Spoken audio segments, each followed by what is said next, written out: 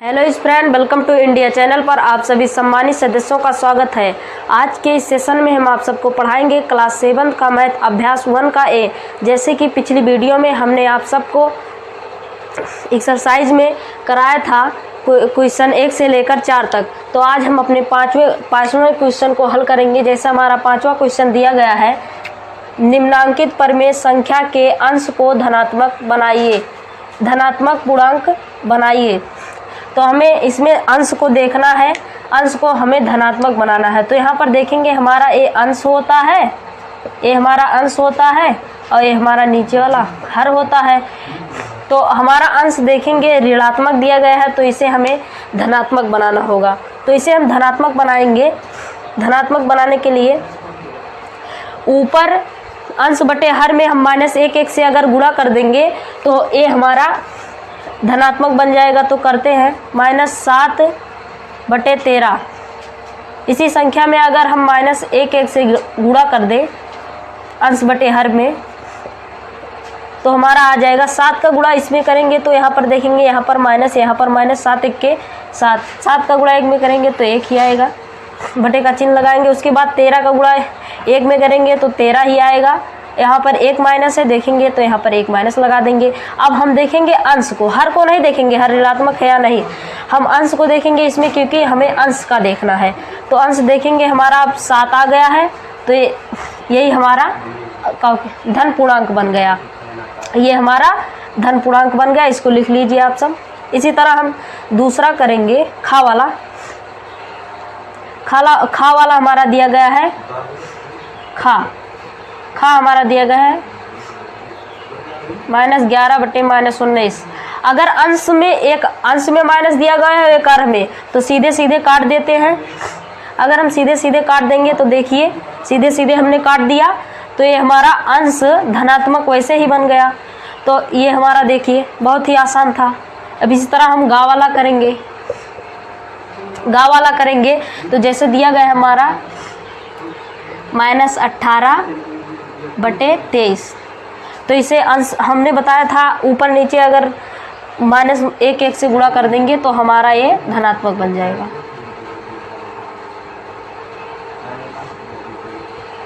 अठारह 18/23 1 23। यहाँ पर माइनस का चिन्ह है तो यहाँ पर माइनस का चिन्ह लगा देंगे, ये हमारा इसका आंसर है। इसी तरह हम घा वाला करेंगे, -19/-23। तो हमने बताया था अगर एक अंश में माइनस हो एक हर में, तो सीधे सीधे काट देते हैं, यहाँ पर ऐसे काट देंगे।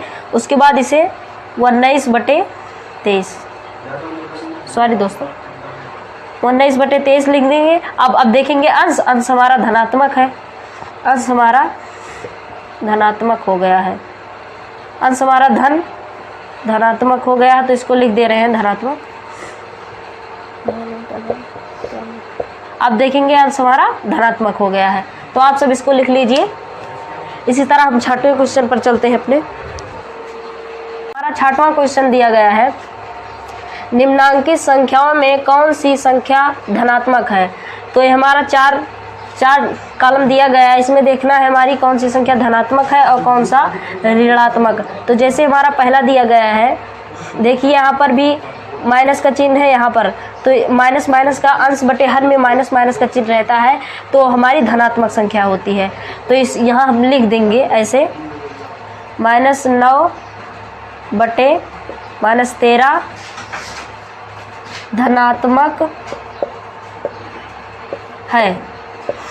इसी तरह हम खा वाला देखेंगे तो यहाँ पर देखेंगे अंश बटे हर में माइनस का चिन्ह नहीं दिया गया, अंश में माइनस का चिन्ह नहीं दिया गया, तो ये हमारी ऋणात्मक संख्या है। इसी तरह इसमें देखेंगे तो यहाँ अंश में माइनस का चिन्ह दिया गया है और हर में भी माइनस का चिन्ह दिया गया है, तो इसी तरह इसको भी लिख देंगे -7/-13 धनात्मक है। इसी तरह हम घा वाला देखेंगे तो 8/-13 लिखा गया है, तो यह हमने बताया था अगर यहाँ पर भी माइनस होता तो ये हमारी धनात्मक संख्या हो जाती, लेकिन यहाँ पर माइनस नहीं है तो ये ऋणात्मक संख्या है, तो इसे हम नहीं लिखेंगे। यही चारों कॉलम में से हमारा यही 2 कॉलम है, ये वाला और ये वाला, ये हमारा धनात्मक है। अब हम चलते हैं अपने 7वें क्वेश्चन पर। बहुत ही इजी क्वेश्चन था, आप सब इसको लिख लीजिए। हमारा 6वां क्वेश्चन दिया गया है, 6वां नहीं, यहाँ पर 7वां लिखना था, ये 7वां हमारा है। 7वां क्वेश्चन, निम्नांकित संख्याओं में कौन सी परिमेय संख्या ऋणात्मक है। जैसे कि अगले प्रश्न में हमने देखा था धनात्मक हमें बताना था और इसमें ऋणात्मक बताना है। और देखेंगे जिसमें ऊपर माइनस और नीचे माइनस रहेगा वो धनात्मक हमने बताया था, और इसमें देखेंगे एक में माइनस रहेगा, चाहे अंश में रहे चाहे हर में रहे, एक में माइनस रहना चाहिए। तो यहाँ पर देखेंगे -7/11, तो देखेंगे यहाँ पर हमारा सिर्फ अंश में माइनस है, तो ये हमारी ऋणात्मक संख्या है, इसे हम जान लेंगे। तो यहाँ पर लिख देते हैं -7/11 ऋणात्मक है। इसी तरह दूसरा देखेंगे -6/13, तो ये हमारा धनात्मक संख्या हम अगले प्रश्न में मैंने बताया था। इसी तरह हम इसमें देखेंगे तो हमारा घ वाला ऋणात्मक है, क्योंकि यहाँ पर एक ही माइनस दिया गया है, तो लिख देंगे 8/-35, तो ये हमारी ऋणात्मक संख्या है, ऋणात्मक संख्या है। देखेंगे ये वाली संख्या, ये वाली यहाँ भी माइनस यहाँ भी माइनस है, मैंने बताया था कि एक अंश में माइनस हो एक हर में, तो हमारी धनात्मक संख्या होती है। तो अब चलते हैं हम नेक्स्ट क्वेश्चन पर। हमारा 8वां क्वेश्चन दिया गया है, निम्नलिखित परिमेय संख्याओं को सरलतम रूप में लिखिए। सरलतम रूप का मतलब होता है जैसे कि कोई संख्या दी गई हो, जैसे कि ये संख्या हमारी दी गई है, इसे हम अंश बटे हर को ऐसी संख्या से काट दें कि हमारा अंश बटे हर एक ही संख्या से कटे। जैसे कि हमारा उदाहरण के लिए लेते हैं 16/18, हम इसे अगर 2 से काटेंगे, इसे हम 2 से अगर काटें, 2 8 16 2 9 18। अब देखेंगे किसी संख्या से कट रहा है तो देखेंगे 2 से या नहीं कट रहा है, ऐसी संख्या से काटें कि अंश बटे हर दोनों कट जाए, ए भी कटना चाहिए और ए भी कटना चाहिए। तो अब ये नहीं कटेगा, यही हमारा आंसर हो जाएगा। इसी तरह हमारा दिया गया है -9/21, हम इसे ऐसी संख्या से काटें कि ये हमारी संख्या अंश बटे हर दोनों कट जाए। तो अगर हम इसे 2 से काटेंगे तो हमारा नहीं कटेगा, 9 तो नहीं कटेगा 2 से, और 21 भी नहीं कटेगा। अब हम अगर 3 से काटें, 3 तिरिक्का 9 और 3 सते 21। अब देखेंगे या किसी संख्या से कट रहा है तो किसी संख्या से नहीं कट रहा है, तो आंसर में लिखेंगे -3/7, यही हमारा आंसर है। लिख लीजिए आप सब इसको। इसी तरह हम खा वाला करेंगे, दिया गया है हमारा -18/-27। हम ऐसी संख्या से काटें कि हमारा अंश बटे हर संख्या इसी संख्या से काटें जो कट जाए। तो काटेंगे, अगर 3 से काटेंगे तो 3 6 18 और 3 9 27, तो ये देखो हमारा कट गया। अब फिर से देखेंगे किसी संख्या से कट रहा है तो यह 3 से कट रहा है, तो 3 दूनी 6 3 तिरिक्का 9। अब देखेंगे किसी संख्या से कट रहा है, 3 से कट रहा है लेकिन अंश बटे हर नहीं कट रहा है, 2 तो नहीं कटेगा 3 से। तो अब आंसर में हम लिखेंगे बराबर कर -2/-3, यही हमारा आंसर है। लिख लीजिए। सरलतम रूप बहुत ही आसान क्वेश्चन है, आप सब इसको लिख लीजिए।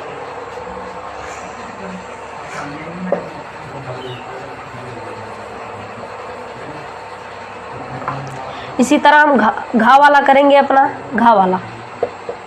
इसी तरह घा वाला करेंगे तो जैसे दिया गया है 21/-36, हम ऐसी संख्या से काटें कि अंश बटे हर कट जाए। तो अगर हम देखेंगे 3 से तो ये हमारा कट रहा है, 3 सते 21 और 3 एक्के 3, 3 दूनी 6, 12 दूनी 36। उसके बाद देखेंगे किसी संख्या से कट रहा है 7, अगर हम 3 से काटेंगे तो हमारा 12 कट रहा है लेकिन 7 नहीं कट रहा है, तो ये आंसर लिख देंगे। जब तक काटें, किसी भी संख्या से काटें, जब तक काटें जब तक वो पूरा कट न जाए। तो अब जब तक अंश बटे हर कटे तब तक काटते रहेंगे। तो अब हमारा नहीं कटेगा, तो ऐसे लिख देंगे ये माइनस चाहे ऊपर लिखें चाहे नीचे, तो यहाँ पर लिख दे रहे हैं -7/12। यही हमारा आंसर है। लिख लीजिए दोस्तों, बहुत ही आसान क्वेश्चन था। अब घा वाला इसी तरह करेंगे, घा वाला इसी तरह घा वाला करेंगे। जैसे दिया गया -36/-64, तो इसको अगर हम 2 से काटें, पहले हमने बताया था छोटी संख्या से अगर कटेगा तो हम काटेंगे, तो 2 से काटेंगे, 2 के 2 हासिल 1 बचा, अब हासिल यहाँ पर चला जाएगा, 16 हो जाए, 2 8 16, 18 दूनी 36। इसी तरह हम इसको काटेंगे तो 2 3 6, 2 दूनी 4, 32 दूना 64। अब देखेंगे 2 से कट रहा है नहीं, फिर 2 से कट रहा है, 2 9 18, यहाँ पर लिखेंगे 2 1 के 2, और ये हासिल यहाँ पर चला, 12 हो जाए, 2 6 12। अब यहाँ पर बचा 9 और 16। अब इसको हम 2 से नहीं काट सकते, क्योंकि 2 9 को नहीं काट पाएगा। तो अब हम ऐसी संख्या से काटें कि अंश बटे हर कट जाए, 9 भी कट जाए और 16। तो 3 से अगर हम काटेंगे तो कट जाएगा, 3 त्रिका 9, नहीं हमारा 3 से भी नहीं कटेगा। अब हम ऐसी संख्या से काटें हमारा कट जाए 9/16। यहाँ पर 9/16 है, देखो 9/16 किसी संख्या से कट रहा है, तो हमारा ये अब नहीं कटेगा। ये हमारा आंसर है दोस्तों, आप सब इसको लिख लीजिए, लिख लीजिए। यहाँ पर माइनस का चिन्ह था, यहाँ पर माइनस का चिन्ह था, तो यहाँ पर माइनस का चिन्ह लगा देंगे।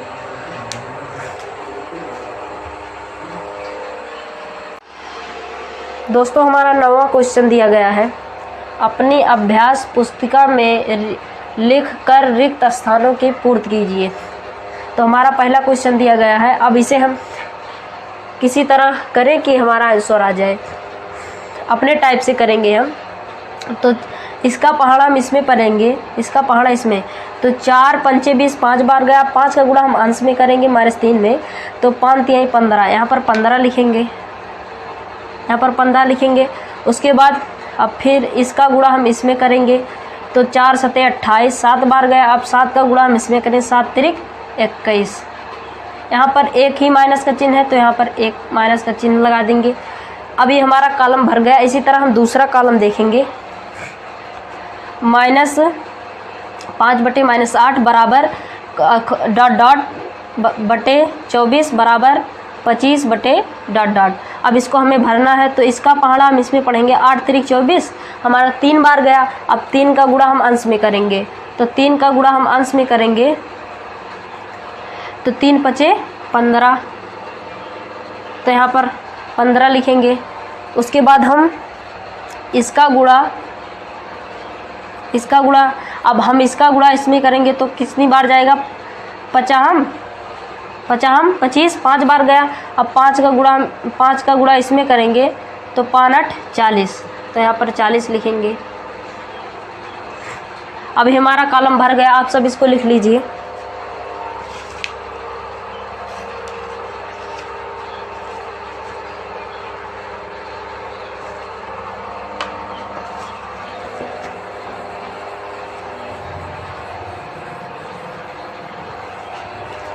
इसी तरह 2 क्वेश्चन इसमें का और है, आप सब कर लीजिएगा।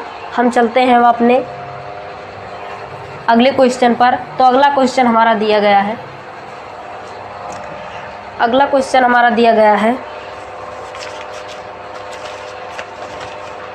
10वां क्वेश्चन। अब हमारा 10वां क्वेश्चन, प्रत्येक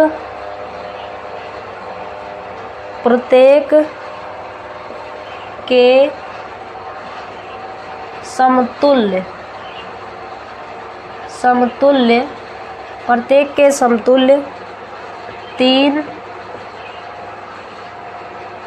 3 और समतुल्य और 3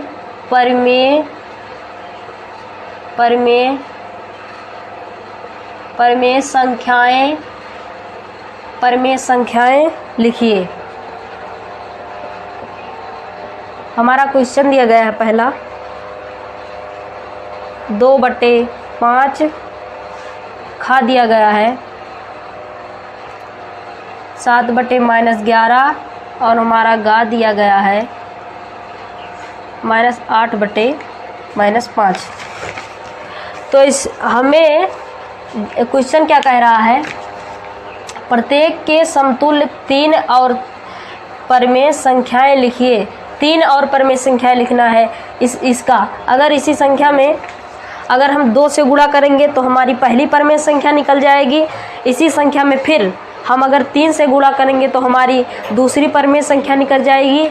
इसी संख्या में अगर हम 4 से गुणा कर देंगे तो हमारी चौथी परमेय संख्या निकल जाएगी। चौथी नहीं दोस्तों, तीसरी। तो हम करते हैं, लिखेंगे 2/5 गुणे 2, अंश बटे हर में दोनों में गुणा करेंगे तो बराबर का चिन्ह, 2 दूनी 4 और 5 दूनी 10। ये हमारी पहली परमेय समतुल्य परमेय संख्या निकल गई। अब हम दूसरा इसी तरह करेंगे, इसी में गुणा करेंगे 2/5। इसी संख्या में हमने बताया था दूसरी परमेय संख्या निकालने के लिए हम 3 से गुणा कर देंगे अंश बटे हर में,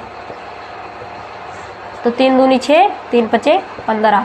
तो ये हमारी दूसरी परमेय संख्या निकल गई। इसी तरह हम तीसरा निकालेंगे 2/5 गुणे 4/4। तो अब हम गुणा करेंगे, 4 दूनी 8 और 4×5 20। तो देखिए हमारी 3 समतुल्य परमेय संख्याएं निकल गई हैं। आप सब इसको अब इसी तरह दो क्वेश्चन इसमें और है, तो आप सब घर बैठकर कर लीजिएगा। हाँ तो दोस्तों, अगर आप सबको हमारी वीडियो अच्छी लगे तो लाइक करें, सब्सक्राइब करें और कमेंट बॉक्स में हमें लिखकर बताएं। तब तक के लिए जय हिंद, जय भारत।